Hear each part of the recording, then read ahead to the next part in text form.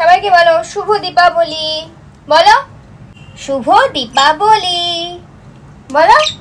পারিস না, তুই কিচ্ছু পারিস না, কবে থেকে শেখাচ্ছি। এখন জ্বালাবো 14টা প্রদীপ।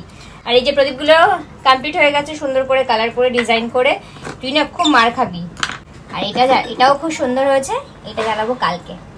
এটা ঢিঙ্কা করেছে সব কালার ডিজাইন সব। তো আগে প্রদীপগুলো জ্বালিয়ে নি সবকটা, তারপরে সবার প্রথমে আমার ঠাকুরের সিংহাসনে একটা প্রদীপ দিলাম, আর তারপরে দিলাম তুলসী তলায় এবং আমার প্রত্যেকটা ঘরের দরজায়, জানলাতে এবং মেন গেটে আর ব্যালকনিতে। তবে আমি একা নই, আমার সাথে কিন্তু ঢিঙ্কাও ছিল। তো আজকে ভূত চতুর্দশীর দিনকে আমাদের সকালে 14 খাওয়া কমপ্লিট, অ্যান্ড বিকেলে বা সন্ধেবেলায় এখন আমাদের 14টা প্রদীপও জ্বালানো হয়ে গেছে। তো সবাইকে জানাই, আমার ইউটিউবের যত বন্ধুরা রয়েছে সবাইকে জানাই হ্যাপি দিওয়ালি। কালী পুজো, দিওয়ালি খুব খুব খুব ভালো কাটুক, সবাই খুব ভালো থেকো। লাভ সাব লাভ।